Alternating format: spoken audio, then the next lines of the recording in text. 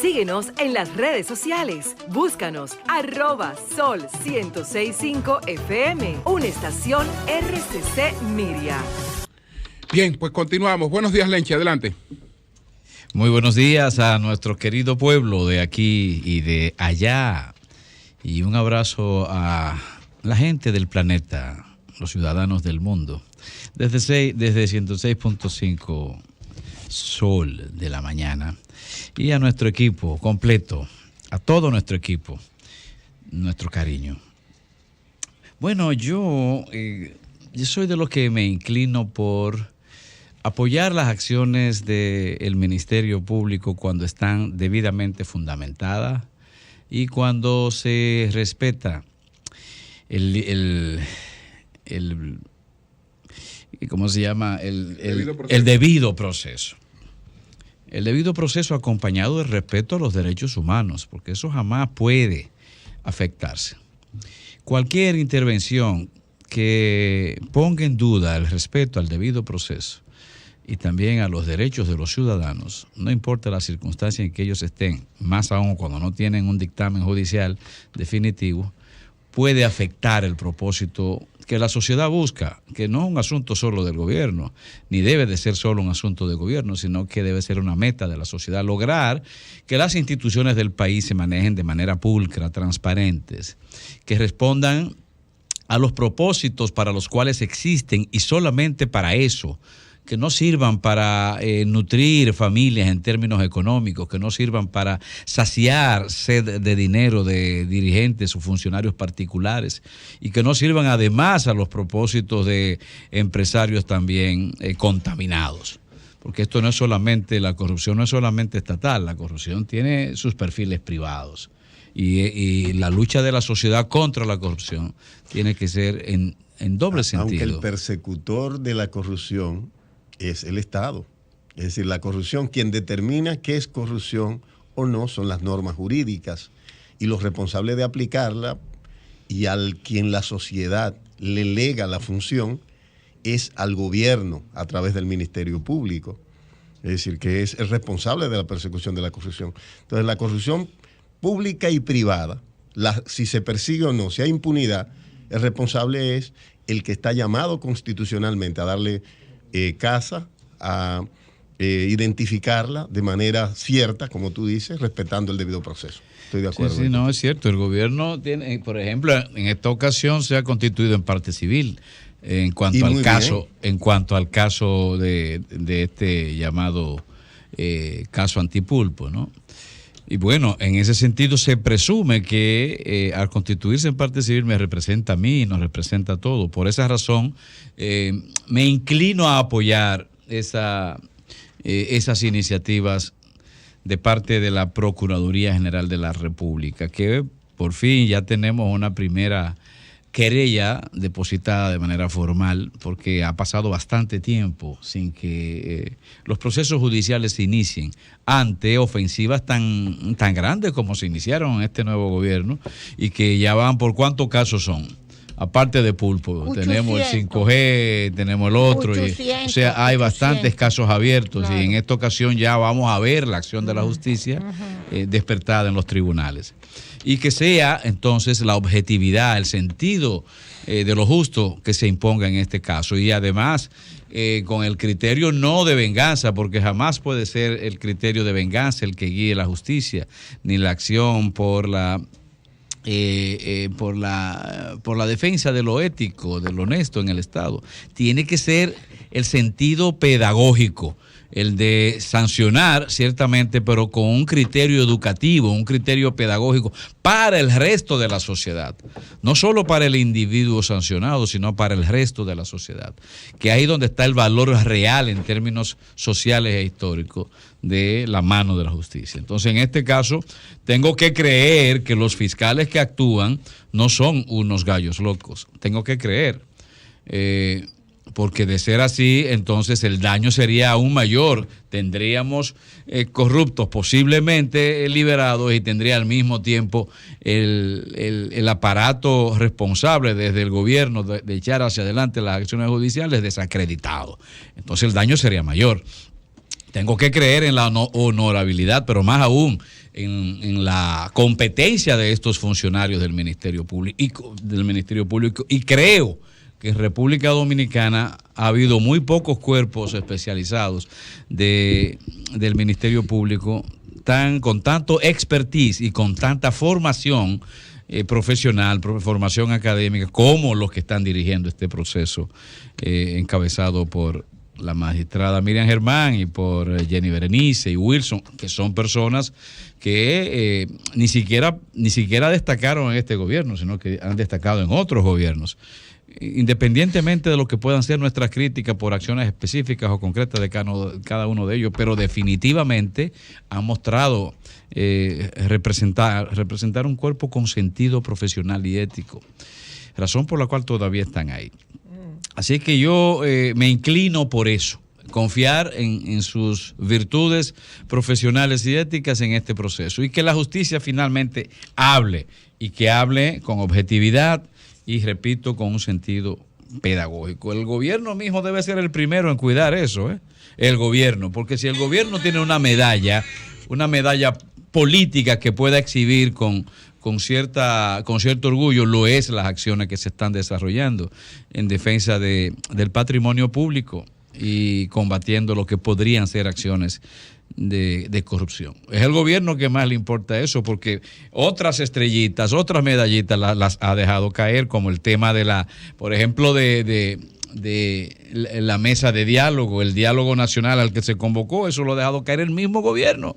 Razones la desconozco, pero políticamente entiendo, ha sido un grave error descuidar ese escenario, que tal vez se lo tragó, se lo comió, lo venció el tema de la reforma fiscal, aparte de otros temas como lo referente a la canasta familiar, que es un asunto que se convierte en una agenda diaria, independientemente de si esté o no esté en los medios de comunicación. Agenda diaria, el tema de la carestía de la vida, del peso de la inflación, de cómo está afectando nuestra canasta. De hecho, en el día de hoy leí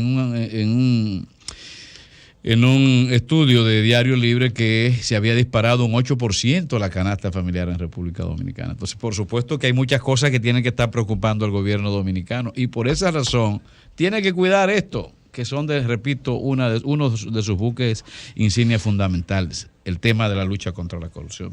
Así que cero exceso, cero extremos, cero triunfalismo, cero nada que vaya a perjudicar este propósito, que es un propósito viejo de la sociedad dominicana, que eso camine como tiene que caminar. Bueno, por otro lado, ayer yo quise hablar de algo que ocurrió antes de ayer, pero lamentablemente, ¿verdad? Y quizá beneficiosamente, la dinámica del programa se tragó el tema, ¿no? Porque ayer hubo un programa muy dinámico, y qué bueno, así es Sol de la Mañana. Yo quería hablar un poquito de lo que fue un acto que yo encabecé, donde presenté mi propuesta a la Universidad Autónoma de Santo Domingo y al país para una vicerrectoría de extensión universitaria diferente. Ustedes saben que el próximo año, a mediados del próximo año, hay elecciones generales en la Universidad Autónoma, donde se van a escoger democráticamente las autoridades, todas las autoridades de la universidad, todas, porque las autoridades de allí todas son electas, desde la rectoría, vicerrectoría, decanato, hasta los encargados de cátedras de las distintas materias. Entonces, frente a ese acontecimiento, yo participo.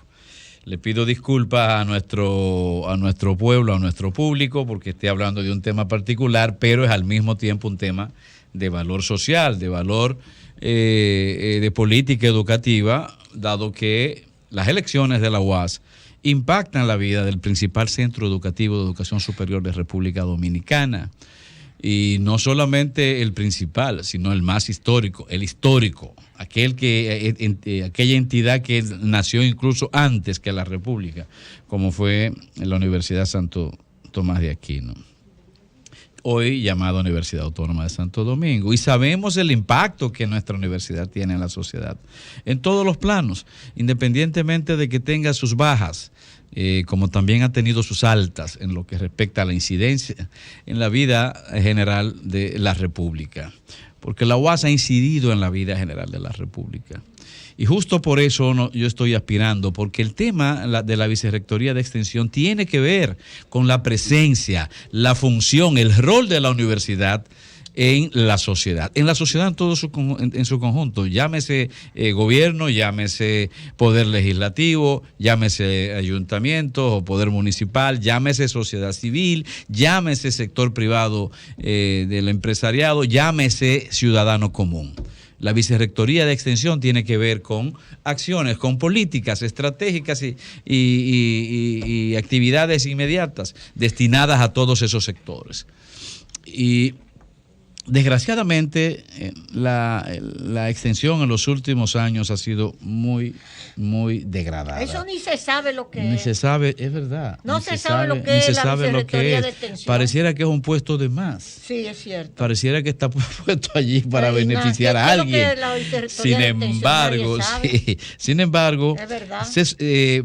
Porque un rector no puede tener esas funciones, aunque es el máximo representante de la vocería y de hecho es la principal figura de las relaciones públicas de la universidad, claro. Porque los rectores no tienen funciones ejecutivas reales, por lo menos en la UAS siempre fue así, teóricamente, en su estatuto orgánico. Entonces necesitan de estructuras que se ocupen de esa labor ante la sociedad, que no es solo de relaciones públicas, sino que las relaciones públicas quedan implícitas, quedan envueltas en la medida en que se fijan acciones, en que se inician procesos dialogantes con los diferentes actores y protagonistas que inciden en la sociedad.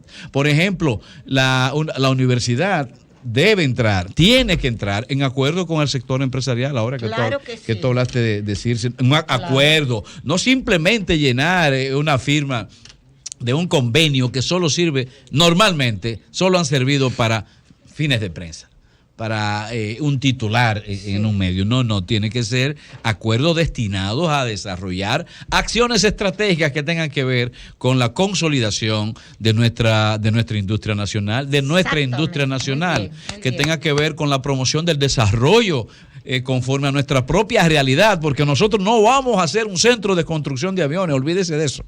No seremos una potencia industrial en términos de aviones, pero sí lo podemos ser en términos de la agropecuaria. Claro que podemos serlo, pero ¿qué pasa con la agropecuaria? Totalmente deprimida en República Dominicana. Sí, es una jodida lástima, eso llora ante la presencia de Dios y de cualquiera. Son decenas de estudiantes lo que hay en la Facultad de Agronomía y Veterinaria. Son apenas decenas. ¿Y cómo es posible que no tengamos un acuerdo? PIB, la agropecuaria cada vez más bajito. Dame de minutos, por favor. Claro. Tenemos casi a Jaime ahí, pero adelante. Acuérdate que tú me debes unos minutos de ayer. Pero adelante. Entonces, que no exista un acuerdo entre el sector privado, industrial o empresarial, el gobierno ante todo, y en este caso la Universidad Autónoma de Santo Domingo, que tiene la mejor escuela y la más vieja escuela de agronomía y de veterinaria, para trabajar tras una meta no solo de seguridad alimentaria, sino también de hacernos una potencia regional sostenida, permanente, para el caso de América Latina o para el caso de Centroamérica y el Caribe, que podemos, porque tenemos las condiciones geológicas, tenemos las condiciones marítimas, tenemos muchísimas condiciones naturales, aparte de la formación de profesionales que permiten eso, y la voluntad de hacerlo, que permiten eso. Entonces, pero hacia allá es que camina, por ejemplo, el trabajo de una vicerrectoría de extensión. Yo he planteado que se debe de convocar a una cumbre del sector de educación superior, dirigida y encabezada por el Ministerio de Educación Superior, Ciencia y Tecnología, conjuntamente con la UAS. Ay, pero ahora no, porque él está apoyando a su esposa que quiere ser vicerrector de extensión. Sí, el director del MESIT. Él está por ahí, definitivamente. Está apoyando y haciéndole campaña a la esposa. A mi contrincante, su esposa, pero en fin, nosotros seguimos pensando en la página del MESIT, eso es lo seguimos más grande. Pensando que nosotros vamos a ganar el corazón de los profesores de manera llana, directa. Eso esperamos. Porque la UAS merece una vicerrectoría diferente. Julio, tengo que agradecer, porque el acto de antes de ayer fue un éxito Muy bien. Un éxito que se convocó en el monumento Mira, dedicado a Fray Antón de Montesinos. Un éxito. Y quiero agradecer también. Bueno, se ven algunas fotos de lo que pasó ese día. Un éxito. Y quiero agradecer a Sol de la Mañana, que también desde allá me permitió transmitir las palabras iniciales. Así que gracias, Sol de la Mañana, gracias, RCC Media, gracias, don Antonio Espaillat.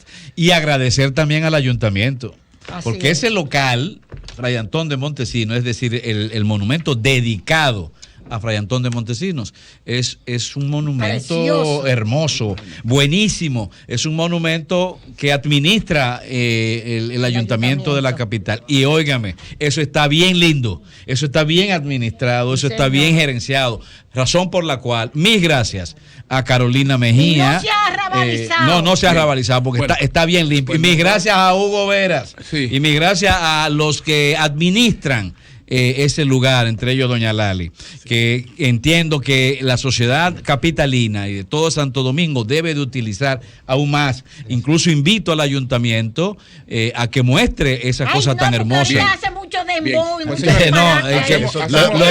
lo invito a que lo aprovechemos más.